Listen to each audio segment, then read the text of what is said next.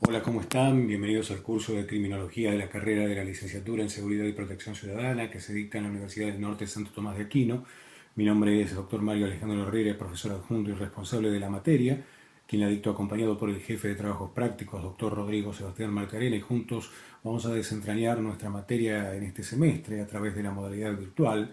Ya les digo que esta modalidad es por motivos que son de público conocimiento, es decir, por la pandemia que azota al mundo entero y en especial a nuestro país y a nuestra provincia, el coronavirus, ¿no? El COVID-19. Por este motivo, desde ya los acompañaremos a través de los medios tecnológicos que se han habilitado por la cátedra y la misma universidad, y a través de los chats que se encuentran en la plataforma, mensajes de eventos, comunicaciones de parciales y de finales, y toda la ayuda posible a los fines de facilitarle la tarea a todos ustedes. Les recuerdo que se integra a través de la plataforma, se ingresa y se integra todo esto, se ingresa a través de la plataforma SEO UNSTA con su usuario y contraseña, y la dirección de la carrera ya les va a proporcionar toda la ayuda posible para que ustedes ingresen a dicha plataforma. Sin perjuicio de ello, en cada unidad estaremos brindando ciertos enlaces explicativos de la materia, además que ya está cargada toda la bibliografía y el programa. Pues bien, comencemos a caminar juntos esta materia que nos va a llevar un semestre, y bueno, vamos a pedir el esfuerzo de cada uno de ustedes y todas las dudas, ya inclusive armaremos una sala de chat también por WhatsApp. Ya más adelante vamos a ir proporcionando nuestros teléfonos que ya lo tienen, la dirección de la carrera. Ahora bien, con respecto a nuestra materia, evidentemente interesa ya los cursos de criminología en nuestras universidades. Saludo particularmente a las facultades de Derecho. Responden a una necesidad de conocimiento insuperable. Sin el aporte de esta disciplina, en algunas carreras, en algunas universidades se las ponen como materia. Nosotros aquí tenemos la oportunidad de conocer, y máximo para el funcionario de las fuerzas de seguridad interesa la profundización interpretativa de las ciencias penales desde enfoques no normativos y por ende muy dinámicos, ligados a los procesos sociales en constantes cambios y crisis, por oposición a la estabilidad y rigidez de las estructuras legales que justamente son mera formalización coyuntural de una selección de valores. El enfoque criminológico no solo no es jurídico, sino que tampoco necesita ser exclusivo de alguna otra disciplina, porque como se verá, la criminología se entiende como una estructura de conocimiento de variada preponderancia que se articulan interdisciplinariamente entre sí. Unas metas realistas indican que estos cursos deben proporcionar información, aquellas que no proveen los estudios regulares de otras disciplinas intervinientes en la criminología. Por caso, las facultades de Derecho carecen de sus planes regulares de estudio de la materia de criminología, que suele ofrecerse en cursos optativos. La enseñanza esencial para el futuro jurista y para ustedes en especial, que son los actores, uno de los grandes actores del sistema, es el entrenamiento normativo en derecho penal, procesal penal, generalmente sin la evaluación alguna del funcionamiento concreto. En suma, la criminología permite a los juristas, sociólogos, psicólogos, a las fuerzas de seguridad, etcétera, una posibilidad de analizar sistemática y críticamente la realidad del control social o específico del control jurídico penal, desde fuera de las necesidades o propósitos de tales sistemas, sin compromisos teórico alguno con ellos. ¿Sí? Esta disciplina intelectual pone forzosamente en relación con publicaciones, autores o ideas que no proceden del campo académico originario y que generalmente se desconocían con anterioridad. La información permitirá a los participantes estar atentos a lo que suceda en este campo de trabajo, identificar a los formadores de opiniones y a los teóricos, registrando la continuidad de su producción y la coherencia de sus ideas. La formación de ustedes como estudiantes en criminología es otra meta de lograr, que se consigue cuando la apertura crítica permite cuestionar muchos de los conocimientos científicos previos, ubicando las instituciones en una visión dinámica y descubriendo los intereses de todo tipo que subyacen en su consagración como elementos indispensables para la vida social. En ese sentido, la criminología con enfoque crítico no proporciona herramientas técnicas y prácticas ni conocimientos especialmente orientados a habilitar para un trabajo profesional como la que vienen realizando ustedes, o como la abogacía, o la psicología, o la medicina. Nuestra actividad en este campo no genera incumbencias, no permite resolver casos ni tratar pacientes. Eso sí, posibilita una revisión teórica cuyas conclusiones pueden determinar importantes cambios institucionales, legislativos o incluso de tratamientos de clientelas dentro de estas distintas disciplinas. Ya se verá cómo funciona esta trama de conocimientos estructuradores de la sociedad y su relación con la sociología. Lo importante es describir desde un comienzo que en la mayor parte de los casos los estudiantes ingresan a un terreno nuevo que tal vez conozcan fragmentariamente y contradictoriamente, y que no motive en ellos vocación alguna por el estudio de estos temas, conformándonos con la mera disponibilidad intelectual de una nueva herramienta interpretativa. La última etapa que razonablemente puede esperarse de estos cursos es la promoción de actividades criminológicas, a través de quienes sí descubran en la disciplina potencialidades de investigación, análisis y críticas inéditas y apasionantes. Bueno, es en este sector de interesados, y espero que ustedes lo sean, se podrán ubicar a los futuros ciencianalistas e irán intentando experiencias docentes, se sentirán atraídos por los congresos y debates específicos, y que probablemente comiencen a publicar sus trabajos y análisis ligándose de modo más o menos regular a la búsqueda científica de saber criminológico. Ahora bien, se discute mucho con respecto a lo que es el inicio de nuestra disciplina. La criminología tiene un largo desarrollo histórico, han sido muchos los autores que han estudiado diversos aspectos del fenómeno criminal, pero para el objetivo introductorio de este tema se señala lo más básico y necesario. Allí tienen ustedes toda la bibliografía, vuelvo a repetir, en la plataforma SEO. Recuerdo que por el año 1876 se publicó El hombre delincuente, del médico italiano Lombroso, quien tras haber estudiado delincuentes por largo tiempo dentro de las cárceles y fuera de ellas, encontró una serie de características físicas, sociales y psicológicas en estos seres: un desarrollo potente de las mandíbulas, anomalía en las orejas, insensibilidad al dolor, precocidad sexual, pereza, inestabilidad emocional, falta de previsión, inclinación al alcohol, organización de formas de bandas, etc. Lombroso creyó en la existencia de un hombre criminal predeterminado al delito, y que se asemejaba al ser salvaje, a una regresión del hombre primitivo. A Lombroso se le atribuye ser el padre de la criminología, y su nacimiento es desde el año 1876. Allí se considera como ciencia más allá de lo que vayamos a decir más adelante con respecto a lo que es una ciencia y cuando no lo es. Y veremos también que junto a este autor trabajaron con él Enrico Ferri y Garofalo, quienes consideraron a Lombroso como centro de estas ideas y sobre las cuales trabajaron desarrollando teorías y conceptos útiles para nuestra disciplina. Ferri es considerado como el padre de la sociología criminal. Garofalo difundió y popularizó el término criminología con la publicación de su libro La criminología, estudios sobre el delito y la teoría de la represión, además de desarrollar muchos estudios y aportaciones.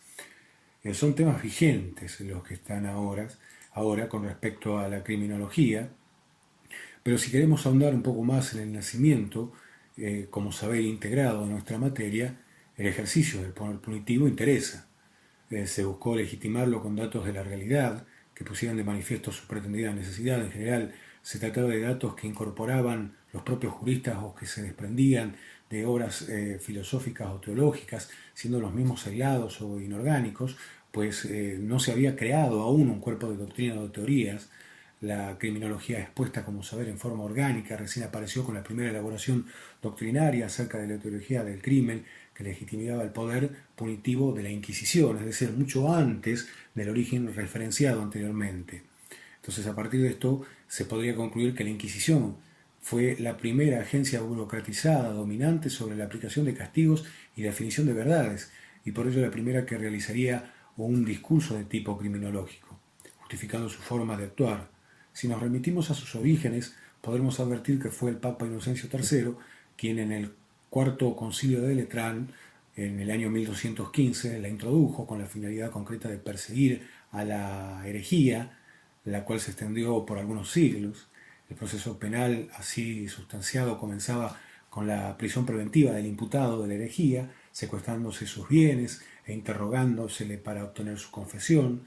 Si éste negaba el crimen que se le imputaba, se lo consideraba como un obstinado y ello podía acarrear consecuencias más graves para su físico y vida, como ser la tortura, cuya misión fundamental era la averiguación de la verdad, además de la purificación de los pecados, con la aplicación del tormento que se extendió finalmente a la muerte como pena, significativamente en la hoguera.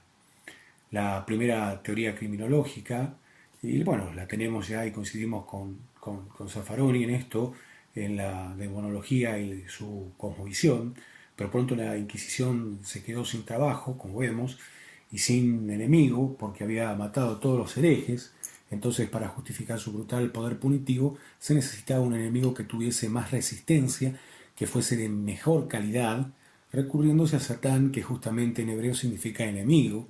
De tal forma se sostenía que Satán se dedicaba a atentar a las personas que podían salvarse, para de ese modo postergar el juicio final, pero como éste no aparecía por ningún lado, la Inquisición tuvo que arriesgársela con algunos humanos, inventándose para tal fin la teoría del pacto satánico, y mediante ella que se sostenía que Satán no podía actuar solo, por lo cual necesitaba la complicidad de ciertas personas con quien celebraba un pacto. Así fue como el poder de Satán fue muy estudiado y teorizado por los encargados de la Inquisición, que fueron algunos sacerdotes. Estos fueron los primeros criminólogos, como estudiosos de la teología, y su origen del mal siendo denominados como demonólogos. Los primeros teólogos del mal que escribieron tratados fueron ciertos autores como Jacobo Passavanti, Specchio, de la Vera, Penitenza, el obispo Tostado, Nieder, y hay varios autores también que podemos encontrar como los primeros fundadores de esto. Se señaló que la teoría del pacto satánico indicaba que como Satán no podía actuar solo, necesitaba la complicidad de humanos, dijimos eso, con quienes celebraba un pacto. Este era un contrato de compra-venta prohibido y que por su naturaleza solo podían celebrarlo humanos inferiores, o sea, las mujeres, según los autores. En este caso pueden buscar tranquilamente en Zaffaroni y todo esto, de quienes se decían que tenían una inferioridad física, puesto que según la Biblia habían surgido de la costilla de Adán, una inferioridad moral, como si la costilla era curva, jamás podía alcanzar la rectitud moral de los hombres y religiosa, ya que según una falsa etiología o etimología también de la voz femenina o femenino, dicen que tienen fe minus o menor capacidad para recibir la fe. De esta forma, luego de reforzarse la verticalidad de las relaciones de poder mediante la estigmatización y conversión de los chivos expiatorios de quienes podían ser competencia en materia teológica, los herejes, ya en el siglo XVI se centraría el accionar en el control de la mujer, para lo cual se convirtió a la brujería en este supuesto mal cósmico que debía ser eliminado para defender a la sociedad. El manual que utilizaron los inquisidores era la Casa de Brujas, fue el Malleus Maleficarum, que el dominico alemán Kremer utilizó con la colaboración de Sprenger en 1485 y 1486, en el cual, según Zaffaroni, constituye el primer discurso criminológico moderno.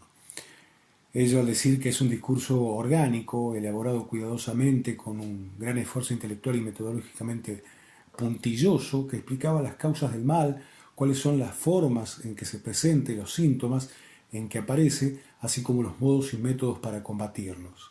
A partir de allí se podrá observar que la corporación dominante ya no señalaba como enemigo un grupo minoritario, sino que se dedicaba a reforzar la exclusión o represión de todo un género, que es de hecho un grupo mayoritario, el de las mujeres, acusadas de brujería. Tal persecución ha encontrado su explicación en que la mujer era naturalmente la transmisora generacional de cultura y por lo tanto debía ser reprimida y amedrentada para imponer lenguajes, religiones, modelos políticos.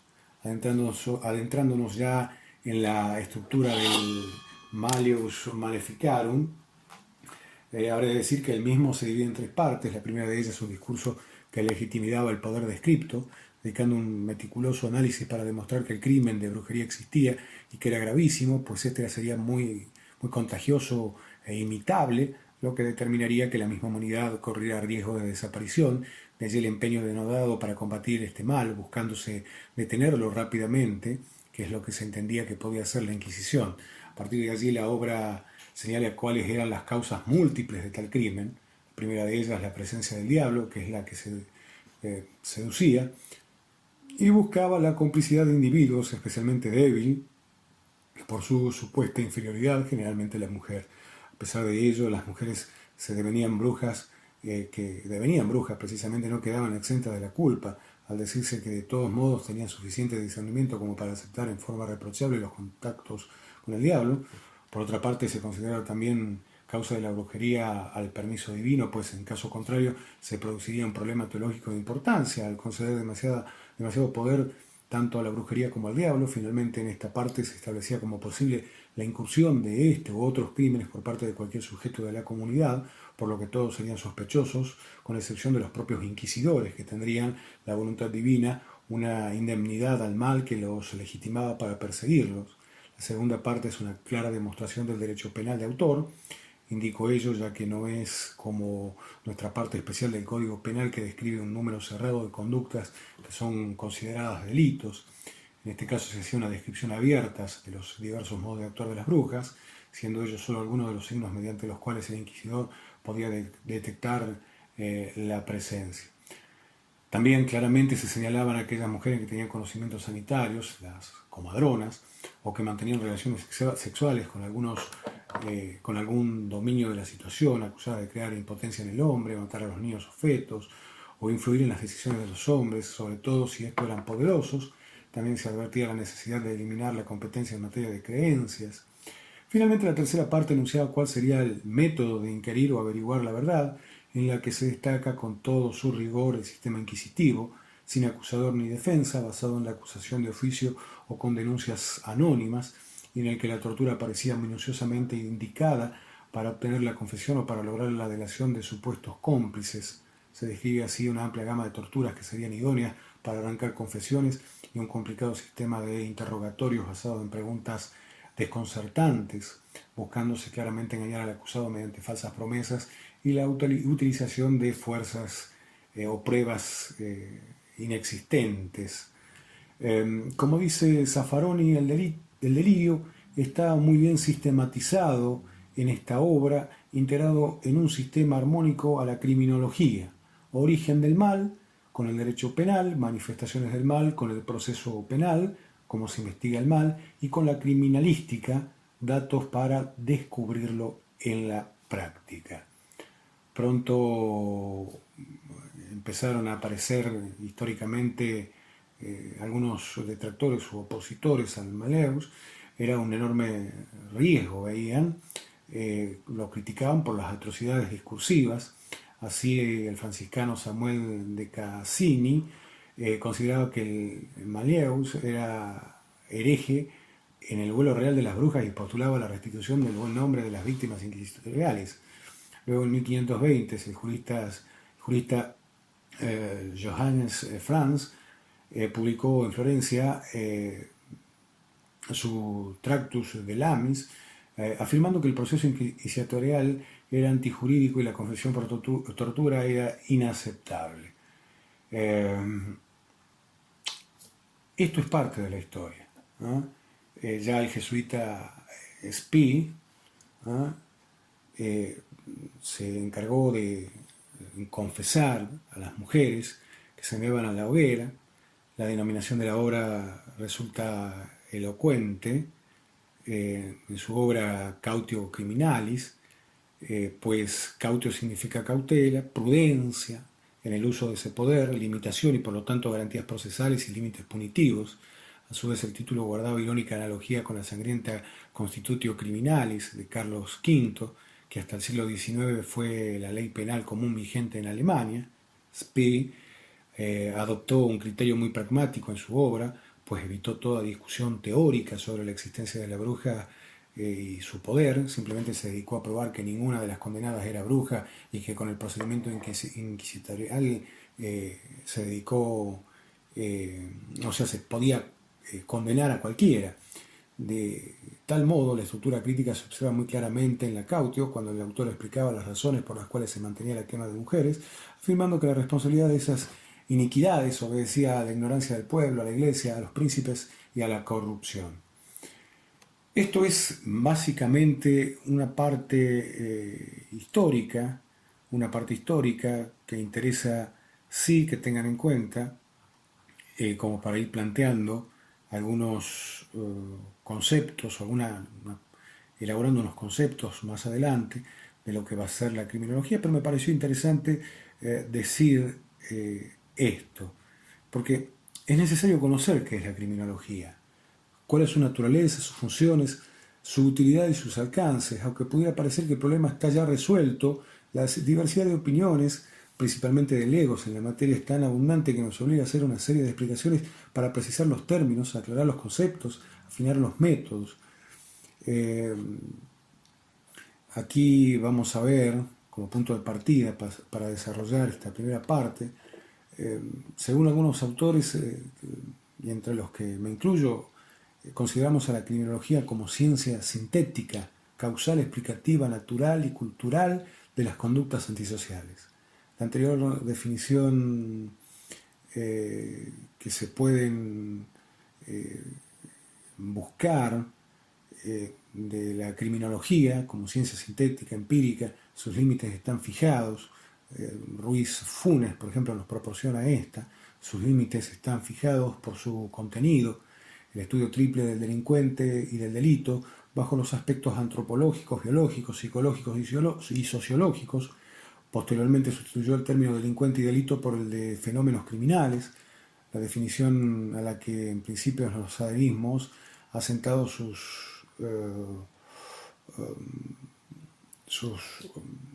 reales bases. Existen muchísimas definiciones, cualquiera que la adopten para nosotros está bien, siempre y cuando sepan esas premisas. Es un problema realmente la definición de criminología a discutir. Varios autores se niegan a definirlas, otros dan definiciones plenamente tautológicas o puramente etimológicas. Eso hay que tener presente, tener cuidado. También podemos decir que esta ciencia sintética se propone hoy ser como ayer, la disminución de la criminalidad en el terreno teórico que debe permitir llegar a ese fin práctico, propone el estudio completo del criminal y del crimen, considerado este último no como una abstracción jurídica, sino como una acción humana, como un hecho natural y social. El método utilizado por la criminología es el método de observación y de experimentación, empleado en el marco de una verdadera clínica social. Naturalmente, al suscribir esta concepción que ve en la criminología como una ciencia unitaria y autónoma, que apela a la clínica y a la experimentación, sintetiza los resultados así obtenidos, muchísimas definiciones, por eso les digo que tienen que tomarla de los autores que les estamos dando. Garófalo, por ejemplo, él dice que es la ciencia del delito, pero haciendo una diferencia entre delito sociológico o natural, al que llama también crimen, y el delito jurídico. Este último sería el que el legislador considera como tal y lo incluye en el Código Penal. Por el contrario, el delito social o natural es una lesión de aquella parte del sentido moral que consiste en los sentimientos altruistas fundamentales, piedad y probidad, según la medida en que se encuentran en las razas humanas superiores, cuya medida es necesaria para la adaptación del individuo y la sociedad. Busquen, vayan observando, vayan viendo, vayan estudiando las definiciones, vayan estudiando lo que son las principales escuelas sociológicas, el método, vayan observando precisamente todo el material que está en la primera parte, viendo si es una ciencia o es una disciplina científica o qué es esto de la criminología. Así que bueno, esto ha sido una introducción teórica básica y una presentación y desde ya les agradezco muchísimo por participar activamente en estas clases. Dejo abierto el foro de discusión en la plataforma SEO para que toda duda sea evacuada tanto por quien les habla como por el doctor Marte Arena. Desde ya, muchísimas gracias.